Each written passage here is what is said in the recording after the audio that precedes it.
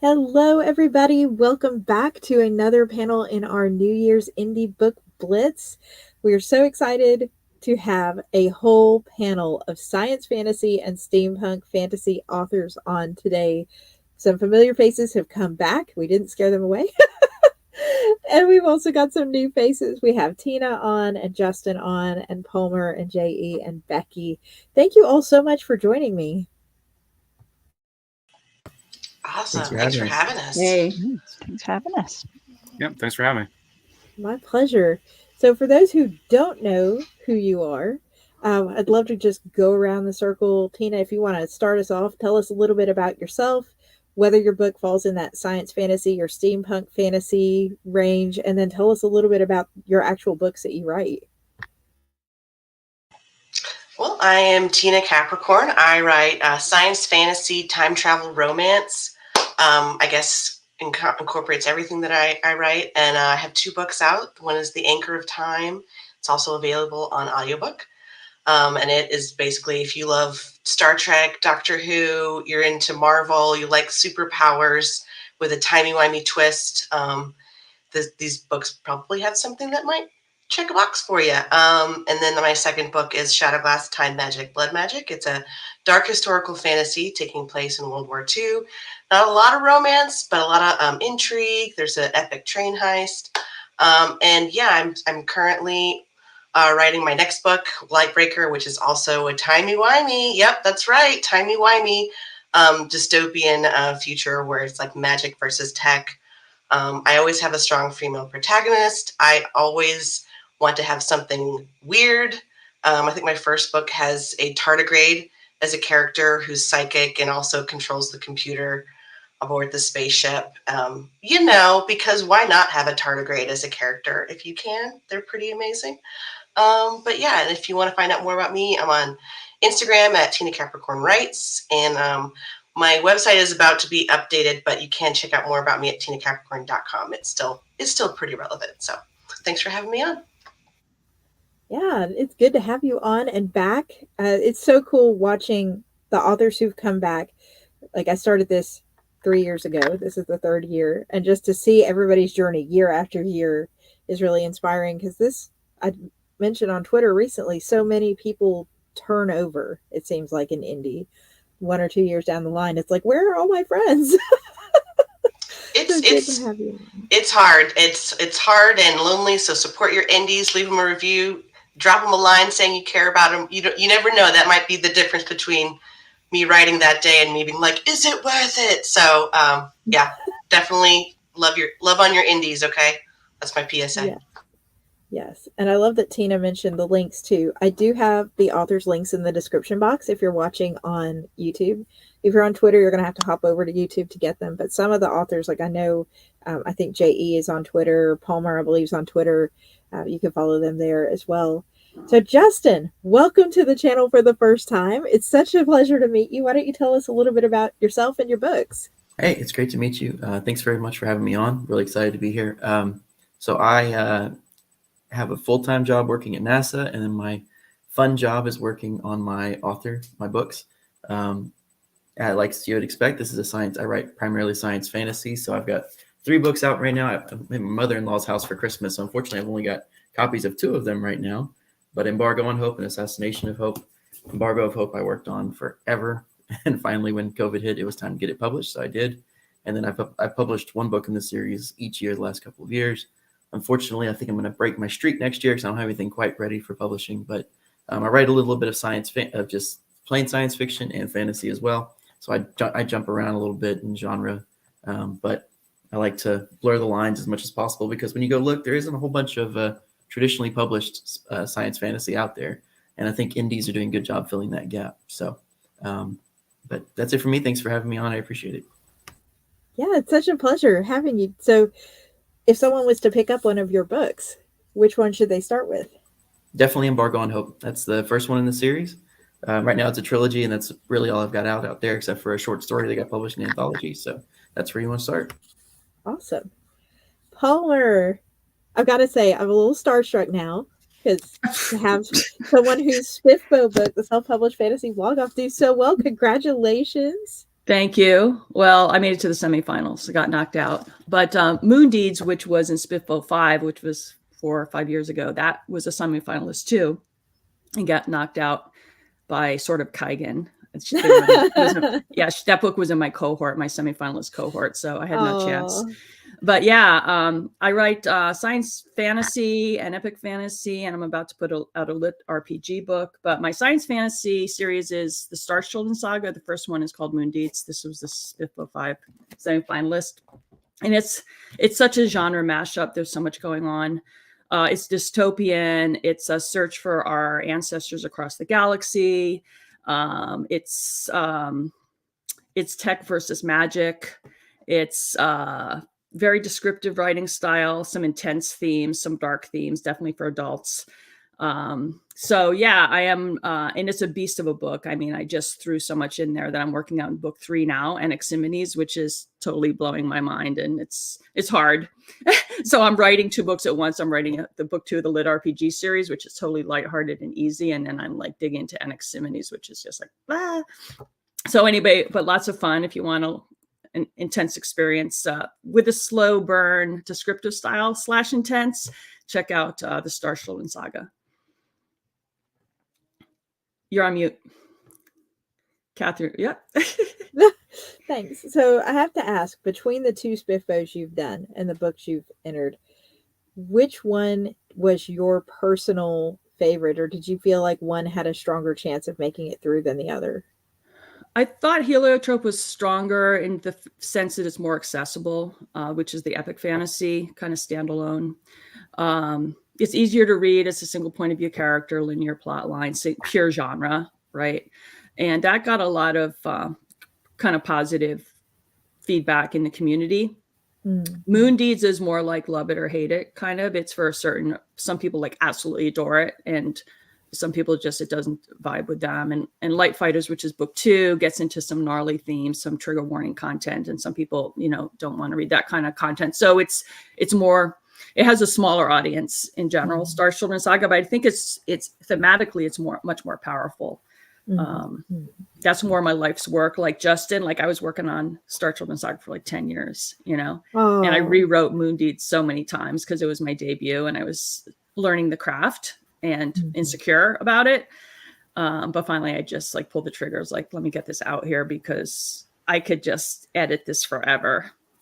So just had to get it. And it's so fun being out in the indie community. I just love self-publishing. You get the whole process from beginning to end. You have control over everything. And just meeting the community has been a really unexpected benefit. I've just made a lot of friends. It's been super fun. So anyone who's thinking of publishing and can't get that agent or trad publisher to pick you up, just jump in. Half the books in fantasy and science fiction and romance these days are self-published. So go for it. Yeah, I didn't even try querying or trad. It's, I'm an editor and a pitch coach for a day job. And last year I helped 8 authors get signed, but it's like, I didn't even want to go that route. It's like, I knew my book was niche and what I love is niche, but I also didn't want to have to write on demand to make a living. Like, I love editing. I love being a part of other people's books to make, their dreams come true. And that's a great job. And I'd rather that be my job than having to churn out books on a very regular basis. It's stressful. So what was your debut book? Mine was The Vow That Twisted Fate, which actually I think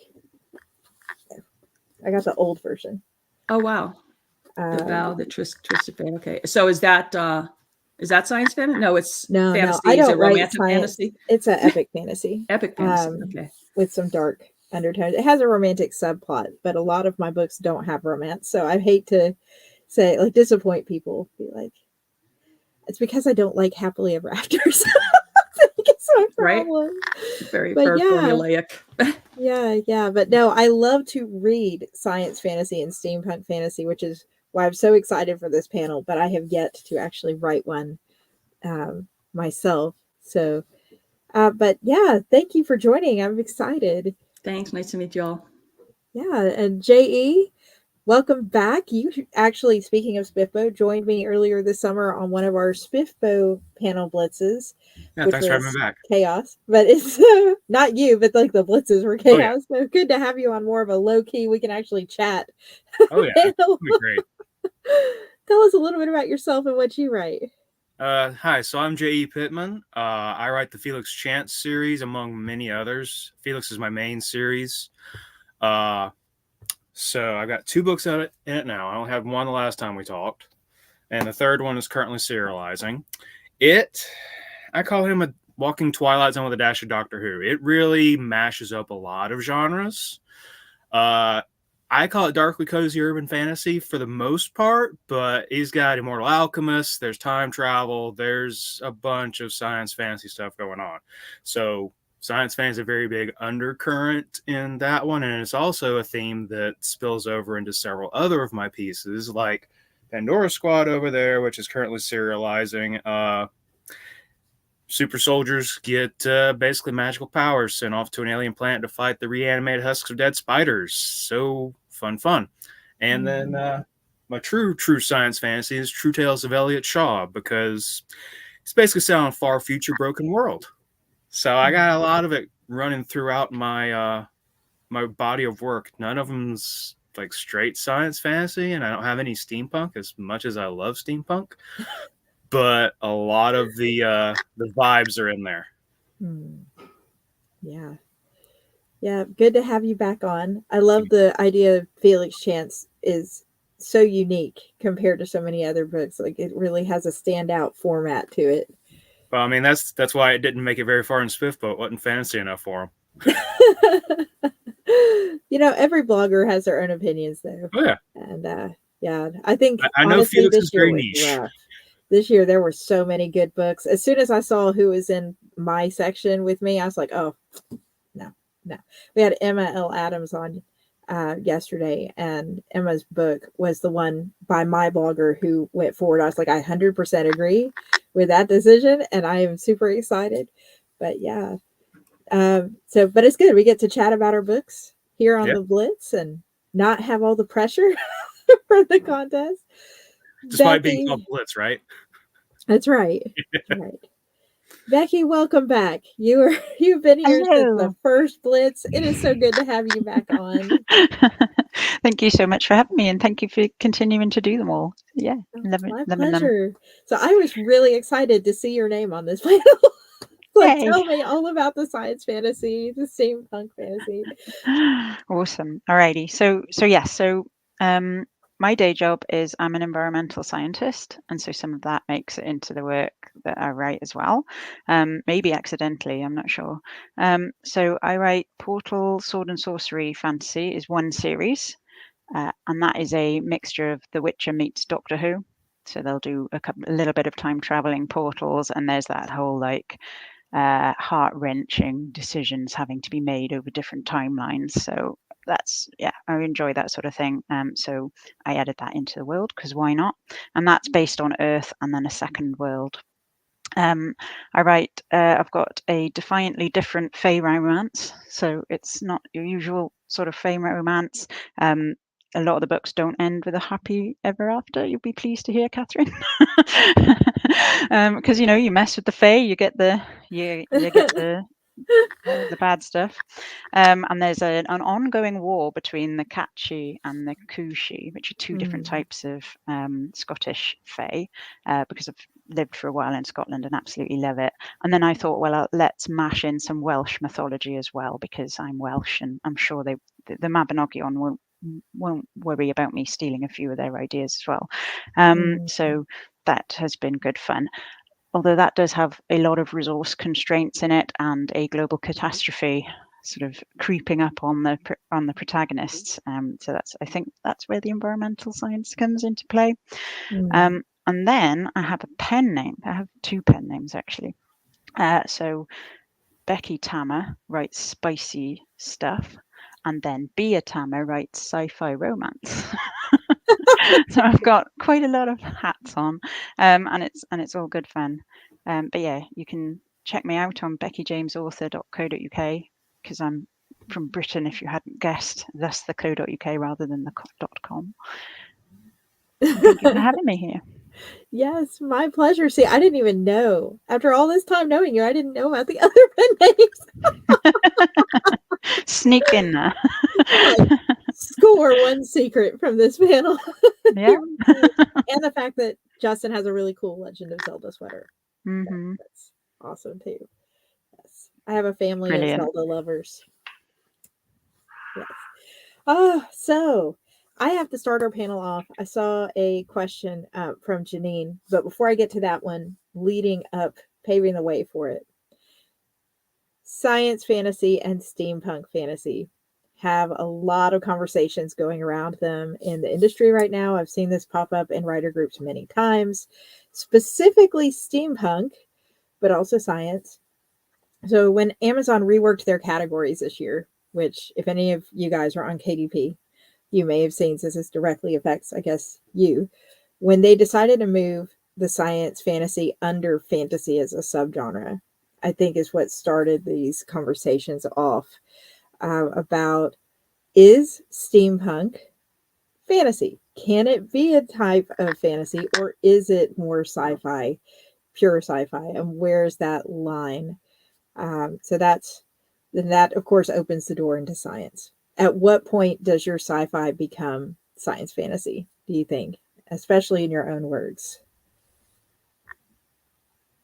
I'll jump in. To me, it has to do with magic. If there's magic in any genre, then it's a subgenre, or it's related, it's a cousin of fantasy. And then if it doesn't, if it's just steampunk, like if it has gears and watches and gas lamps and all that kind of stuff, then I don't know whether that, without magic, if that qualifies as fantasy or not. Or is it more alternate history? I don't know. I don't know how people feel about gas lamp without the fantasy part.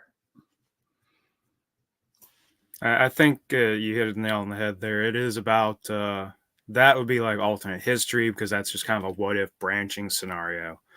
When you bring magic into play, that's where it gets, interesting. And also, honestly, I think it depends on how the magic is treated. Because there's a lot of, like, if you go into like Japanese, isekai stuff, that's magic, but it's all system based. If it's a system based magic, they treat it very much like hard SF, as opposed to a lot of, just fantasy cast a spell, or you use your emotions and you make this thing happen. That is. They explain it away, it leans more toward the science. That's where I think a lot of the science fantasy comes in, is it's fantasy in a scientific setting type, in my opinion. I like to look at it like, is it scientifically possible, right? Which is a little bit of a moving spectrum a little bit, right? But if you think, if you were a tribe who's been isolated, this is magic, right? So it's can you explain, with some sort of physics or chemistry or something, how something happens? Then I think Clark starts great. Yeah, so you're staying in science fiction, and then as soon as you get into there's no possible way to do this. You can't make fire happen on your fingertips unless you're going to explain with some sort of like chemical on your finger, then that's where you're just into magic and science. So then was Star Trek in its time when it came out with like the communicator thing before we had cell phones, with that fantasy at the time? Do you think? I think you're projecting what the science could do, and I think that when you're trying to say scientifically we can do this. Mm-hmm. So I think Star Trek most of the time stays in pure science fiction versus like Star Wars, where you Star have Wars with the Force. Yeah. But of course, there didn't used to be the option of science fantasy, and it was, which is it more? In which case, Star Wars was definitely sci-fi at that point, because it was like, well, you've got spaceships and the fighting and all the futuristic tech. And if I had to pick whether this fits with Lord of the Rings or whether this fits with, Star Trek, I'm going to pick the science fiction. But yeah, Tina, I know you really like to genre bend a little bit. I'm curious to hear your take. Yeah, I was just kind of listening in to be like, wait, have I been doing this wrong? I feel like, especially with my first book, I was really influenced by Star Trek. and as Justin talked about, Star Trek really led with projecting what they thought would be possible in the future. I'm a huge TNG fan, and you look there now, and I'm like, oh, they're using tablets, which the touchscreen tablets, which at the time was like just so magical thinking, like the idea that you would have a computer that's this thin and you can connect it to everything on the ship. And this conversation also kind of reminded me of maybe the first Thor movie from Marvel. They really did, like, especially because Jane, the character Jane, is an astrophysicist, and so she comes to Asgard, to Thor's, magical place in the sky, to her, and she's seeing similarities in their tech that looks like magic to her. And she even has like a line like, oh, this is a blah, blah, blah machine. But, it looks like nothing like our MRI machines look here. And I really love the idea of magic versus tech, and the idea of that maybe a lot of magic is just technology we don't understand. And like, if you did go back in time and show someone a cell phone and what you were capable of accessing via your cell phone, they might think that you're a witch or some kind of demigod. And how do you have this technology? And so I think too, when it comes to creating stories, it's all about perspective, and the perspective of your characters, and like, what is magic to them? What is science to them? And it's such a fun line to cross and kind of move as an author when you are world building, kind of defining what would be magic to them, which to us might be, that's just, we know how this technology works. That's not magic to us. So I think too, magic is so perspective dependent, which I think is a really interesting way to play around with it. But then also you can do things like have a tardigrade be in a quantum computer and drive a ship. And why wouldn't that be possible? They're really smart. They're from possibly another world. So it's also fun to take actual factual things like a tardigrade and then put them in this fantastic, magical, upside down kind of perspective and world, and see what happens. And that's also where a lot of story happens. And so I also like the contrast between magic and science, or science and fantasy, and that tension between which is it really, is a very interesting area to be in, as far as a story, as far as a character. I find those stories extra compelling, and those are the stories I also like to write. So yeah, it's such an interesting interplay. I don't know if anyone else experiences that in their writing, that tension between science and fantasy. Yeah, definitely. Like, just building on what you were saying about, like, so the Stonehenge in the UK, everyone's saying, why have they brought these stones over from Wales? What possible function could they have? Could it be something to do with the equinox? Are they measuring something? And I'm like, well, it could be data storage. Like, in the future, no one's going to know what a USB is, and they're going to look at it and go, there's a bit of metal, no idea how to access the data, but people carried these around with them and they were very important. These must be religious artifacts, Think about those binders of burned CDs. Yeah. Ooh, a shiny relic. Yeah, like, let's worship this. But yeah, so it's playing around with that. And so the Fae, the Scottish Fae, they've got a bit of technology, because part of the legends around them is that they steal or shepherd souls. So the cats steal, because cats, and then dogs shepherd the souls. So I'm like, why are they stealing or shepherding souls? Like, what's going on here? You could have the sort of prosaic answer, the shepherding souls to the afterlife, and then, okay, why are the cats stealing them then, to put them in the afterlife too? No, they can be put into this machine and they make limitless magic. It's a party. So yes, of course they're stealing souls in order to create energy for their society. Wow.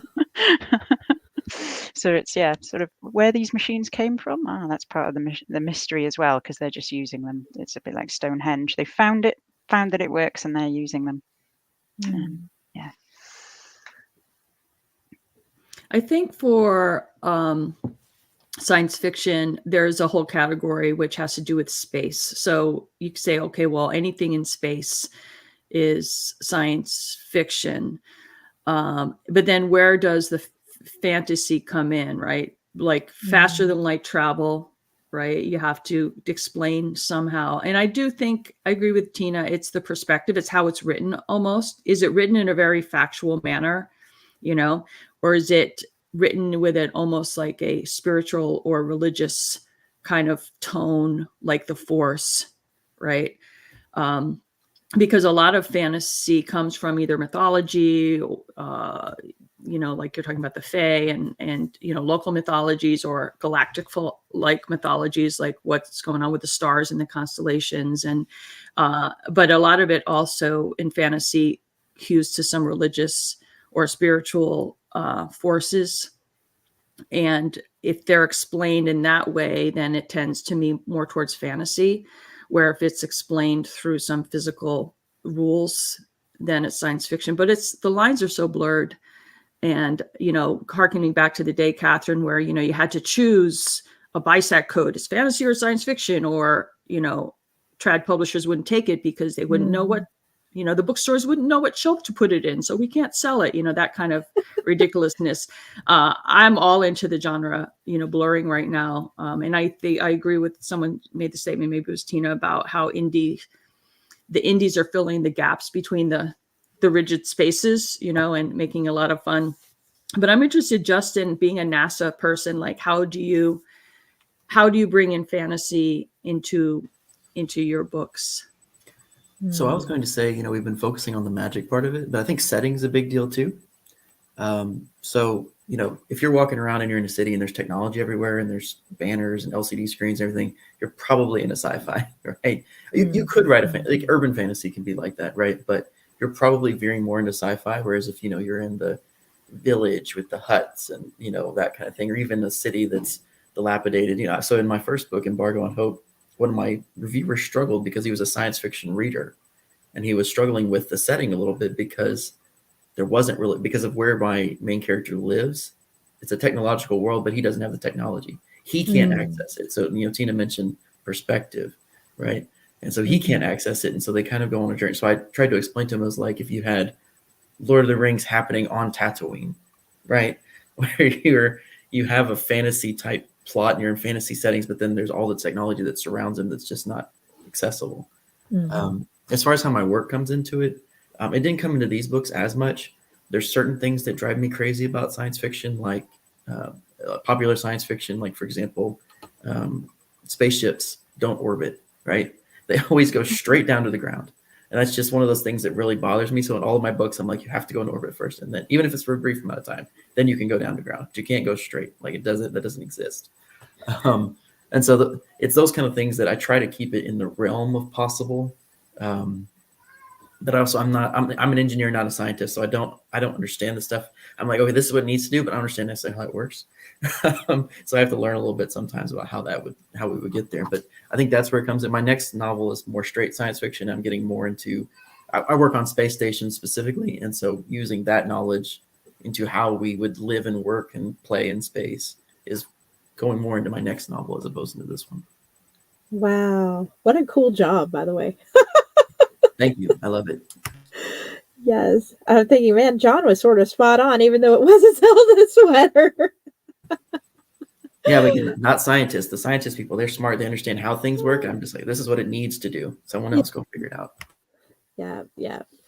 So with that though, really, how much research do you guys put into making your book realistic? Because I know there's some authors who are like, this has to be hard sci-fi. They should be able to hold my book up and build their own spaceship next to mine. And then there's the authors who are sort of like me. It's like, I write fantasy so that I don't have to explain this stuff to you. It just is how it works in their world. Don't ask me how. What do you fall on either end or in the middle somewhere? Depends on the project. Everyone really. Felix is a lot of hand wavium or just kind of historic precedent or, whatever serves the story. Something I did like one of my short story anthology entries, Into the Fire. It's about a billionaire who hijacks his own spaceship to hunt aliens on the moon. I researched every ounce of the Apollo program and the Artemis landing and what SpaceX is doing and meshed that in with pseudoscience about ancient aliens and crap like that. So factually accurate. It as long as it passes the sniff test to where people who are immersed in those things, it's good enough for me, frankly. And then some things like Elliot, I just kind of wing it and find some little scientific basis to underpin a lot of, like, I want this cool thing to happen. We'll see if it works. So I play with that line like a jump rope, frankly. Yeah, I kind of go back and forth. The Anchor of Time was a really unique book for me in that I wrote it over 6 years while I was working full-time as a cosmetologist. And Shadow Glass, Time Magic, Blood Magic, I had shifted careers at that point and had more time to write, and so I did do quite a bit of research. And it was also set in an actual town in Germany, and I did set it at a specific time in World War II, and so I did research quite a bit about how bad it was in that town at that time. And war is hard on a lot of people, and so just doing that research, I feel like gave it more of a feeling of authenticity, even though technically the story takes place in the Shadow Glass universe, not in our universe. There are still remarkable similarities, to the point that we have similar names. Because you can do that in science fantasy. You can do multidimensional tweaks.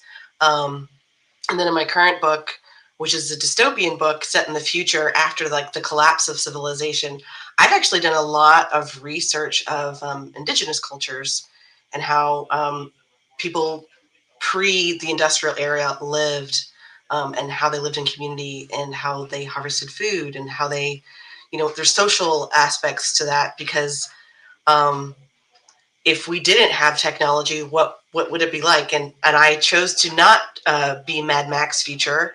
I chose to be like, we would live more in harmony. We would live more with nature. And so that's been a really fun research topic for me. But I think it depends on the project. It depends on what perspective you're going for in the story. But I definitely think if you're going to utilize something from the real world, definitely do your research, because it just rings more true on the page. As writers, we always write what we know, and if you don't know it, you research it, and then it writes better. Even if it's going down to like having a scene at a coffee shop and you want a character that's a barista, it would behoove you to learn a little bit about espresso and making coffee, because again, that scene will just ring true a little bit more. But yeah, I think it just really depends on the project and what you're going for. I totally agree. I did in Moon Deeds, I did a lot of research on colonizing the moon. And yeah, there's a lot of scientists and astrophysicists and stuff, but no one's colonized the moon. So no one can speak from experience exactly, right? I mean, there was some moonwalks and collecting moon dust and stuff. So but I did just extensive research to try to make that part hard science. And it's interesting because I did all that research like 6 to 10 years ago, and a lot of it is starting to come into fruition. They're like, oh, you can, mine oxygen from the moon. I'm like, yeah, my character does that. Oh, there's water in the ice in the poles. Yep, we mine that in my book. So the research was really fun. But Katherine, I totally agree. It's so much work because I'm paranoid of like making factual errors so that hard science fiction readers won't be disgusted and stop reading the book. So there's a lot of pressure to be right, to be accurate. And for hard science fiction readers, when they're reading science fantasy, I've heard some people say they can't mind like context switch. Like they can read fantasy, they can read science fiction, but the science fantasy just strains their brain too much. Like they have to switch sides of the brain and they hate it. So it's a tricky line to straddle there. But I would say writing fantasy is just as much research. Like Becky, you were talking about all the mythologies in the British Isles, like I've studied sword making and, subsistence farming and weaving and herbology and all this stuff for fantasy books. So it's just sort of like, what kind of research do you like to do? Right. Yeah, I'd agree with that, especially the research that you like to do, because that will really shine on the page. Like, I think that the systems around need to work. Now, maybe this is because I'm super interested in geography and biology, but it's like, okay, so what sort of plants are there? How do people get their food? How do people get water? How is water transported around? That sort of thing. Canals, yes, bit obsessed with canals, but also the magic system has to make internal sense within the book. Otherwise, the reader won't know the stakes, or won't appreciate the stakes if it's like, oh, we need to get this magical artifact in order to unlock the next sort of level of spells. And having those limitations is also really fun to play with, because if you've got characters that just I'm thinking particularly of anime where they like unlock the next bit of their potential and they keep on growing and they keep on growing. That's only fun because you see the limitations imposed on them and then they are able to grow through them. I think that's true for all characters. So for me, the world systems have to make sense, and it might be that I accidentally borrow a lot of that from my day job and from the stuff that got me interested in pursuing a career in science anyways, but those seem to make sense on their own, and then I can have real fun with the magic system and the different animals and how those evolved and that sort of thing. Yeah. All these are great answers, and I love all the different perspectives and experience coming in. And like Justin said, research can lead you down a rabbit hole and you end up researching more than you're writing. It's a sad truth. A lot of times I think my husband is a planner and I am a pantser, and he writes historical speculative and I write fantasy, obviously. And so he has spent probably as much time researching for a single book as I have writing a whole series of books.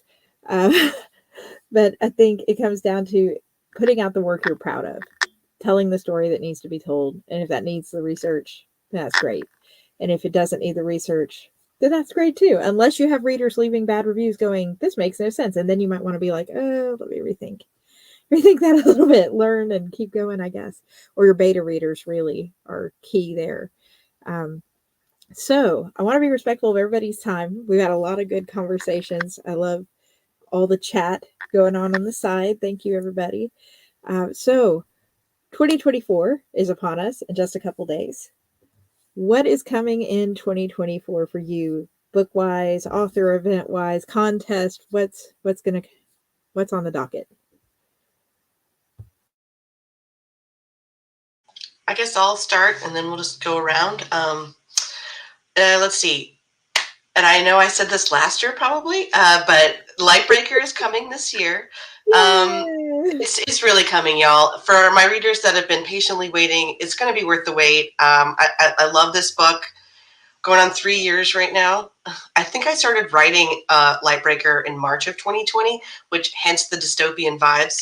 But it's really evolved from then, and I'm almost done editing this pass, and then I will be looking for beta readers for that. So definitely in 2024, Lightbreaker is coming out. And in terms of other things, it's interesting, Katherine, that you talk about the two-year turnaround, or the turnaround you've seen in these panels. I published my first book in 2020, and I have to say 2023 was probably my hardest year as an indie. I also decided to change my day job careers and did some education. And so I just felt like my writing focus wasn't where it could have been in 2023. So I'm really excited to kind of bring myself back to my passions here and my books. I've applied to a few book festivals. I haven't heard back yet, but now's the time when you start to hear back. I applied for a fellowship at Rockville Writers. I don't know if anyone's ever heard of that place. So I literally submitted that today. We'll see what happens. And even if I don't win, I think I might just go try to be at a writer's colony like that and just be less distracted and really get some work done. I think that was my biggest hurdle last year, is just finding the time between all of my obligations, between parenting, jobs, household, family, all of that, to do the work. Indie writers and indie authors wear so many hats. So I think for me this year is to focus more on me and focus more on my books. I have always wanted to do a Christmas romance between two of my characters, so I'm hoping to get that. It's going to be a short story, hoping to get that out for you all next year at this time or before. And just really just bear down think more about my writing career and my books and get more productivity in. But yeah, definitely publishing Lightbreaker is the biggest one on the list. So, and again, thanks to everyone for being patient. And yeah, thanks for everyone for having me here, Katherine. And yeah, I'm just excited to be here and still writing and still feeling it, because yeah, there is definitely, you know, once you get that first book out, it's like, okay, I did that. And yeah, I'm definitely in that point where I feel like I'm still trying to figure out what I want to be when I grow up. So I'm hoping it's indie author, but until then, I'm having a great time doing it. So, but yeah, awesome. That's what's going on for me this year. Thank you for sharing. I'm excited to have it coming out. Yay. Justin, what about you? What have you got going in 2024? So 2024, I probably won't get any novels out, which is unfortunate. But switching series a little bit, right? You've kind of grown with the characters and the settings, and you have the rules, and you have all that set up, and so it's a little bit easier to. In some ways, it's a little bit easier to keep writing the setting. And now I'm switching into a science fiction, straight, no magic setting that's Earth-based too. So this one has nothing to do with Earth, and it's got Earth in the history, you know, and so that involves culture and all those kind of things. So I'll be working on that novel next year, but really I think I'm going to focus on short stories and novellas. First part of next year, I'm going to have a novella published for free that's going to be the prequel to Embargo on Hope. So we're going to switch characters and do a different character, and depending on if you've read the book or not, you're going to read the novella very differently. Because of what happens to that character in Embargo on Hope, and since it's all the other books are from one character's perspective, and this is a different perspective, so that'll be available for free in the first part of next year on Amazon and other places too. I'm also going to, like I said, I'm going to work on short stories. So I just submitted a short story this week. I'm working on another one that's due at the end of January. So just trying to get my name out there in a couple more places so that people can just see it and hopefully go pick up some books. And then I've got a middle grade science fiction book that is ready to go, but that one I'm querying. And the reason I'm querying that one is because I don't know how to outreach to a middle grade audience. I know some of that is, working with librarians or teachers or that kind of thing, but they're not getting on social media and looking at my social media, right? So, they're not looking at Amazon ads that's targeting the parents. And so, that one I'm really trying. I think it has a premise that's strong enough to get an agent. And so that one I'm working. I'm probably going to have to rework it a little bit, but that's going to be part of next year too, is getting back in the querying trenches and trying to get that one out there for people to see. So that's my next year in a nutshell. Yeah. Yeah. And I think the middle grade authors I've spoken to, because that's not an age group I write to, they're like, you have to market to the parents of the children because they're the ones buying, but you also have to make it intriguing to the children so the children ask for it. It's like not a hard thing to ask at all, right? Right. No. And this one too, it has, I don't want to say it has a time limit on it, but it's something that's more novel now, but I think it's gonna be less novel in the next couple of years. And so I really need to get it out soon. And so I might switch over, but then I got to figure out how do you market to parents and kids at the same time. Yeah. Figure that part out if I end up going the self-publishing route. Yeah, we had the middle grade panel on last night, and we have another one that's science related coming up, I think Monday. So you should check out those authors and be like, what are y'all doing? Hi. How do we do this successfully? Right. Yeah, super exciting. Palmer and Palmer's cat, the first cat. Yes. And he's staring at me right now. Yeah. So 2024, as I mentioned, I'm working on Anaximides, which is book 3 of the Star Children saga. I hope to have a first draft done by like July. And so that would be around for beta readers at that point. Those books are very long, and because it's the third book in a trilogy, I have to make sure all the details are consistent with the first 2 books. So I'll probably do a reread of book 1 and 2, and then before I publish it. And so that's kind of a long process. The lit RPG, on the other hand, Darktown is the first book of a very long series of this lit RPG thing I'm doing, which is, if you don't know what that is, it's using RPG video gaming mechanics in a fantasy book. And most lit RPG kind of has stats listings scattered throughout the books. I don't have the stat listings. It's just you're in the game. The characters are in the game. And so it's a slightly different twist on it. But anyway, it's very light low stakes. Sort of, my tagline is part cozy, part bloody, all fun. So it's just supposed to be, it's kind of, I started writing it right after I finished Legends and Lattes. I really like that tone. But I also, it's really kind of modeled after a lot of the gaming mechanics of Final Fantasy 14 and a little bit of Witcher 3. So anyway, I'm super looking forward to that. It's going to be really fun. And I've already started writing book 2, which is called The Swamp. So I hope that might possibly be out in 2024 as well at the end of the year. I want to have that first draft done by April, and then because it's really easy and fast to write. So and it's like half the size of my other fantasy books. So hopefully that'll be out as well, because I want to churn out at least one of those a year, because I could potentially have 7, if not 21 of those. So we'll see how long I live. I don't know. It's a little really ambitious, but whatever. So that's what I've got going on.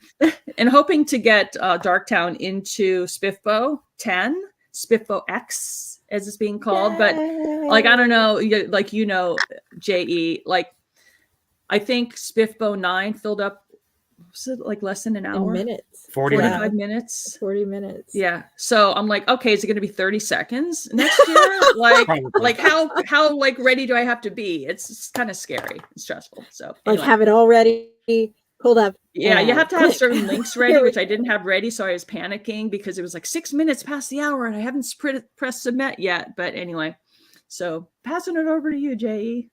Well, thank you. Good luck on getting into Spiffbo 10. I don't know if I have something ready for that one, but I do have a lot coming up in 2024. Well, first off, the third of Felix is serializing now. It should be out in paperback this spring. I'm also about to start pre-orders for the novel-length Pandora Squad, which I hope to be announcing to launch mid-January, where I will be appearing as a guest at MarsCon in Virginia Beach, January 12th through 14th. I will actually be on a science fantasy panel there as well with some really cool people. I'm very much looking forward to it.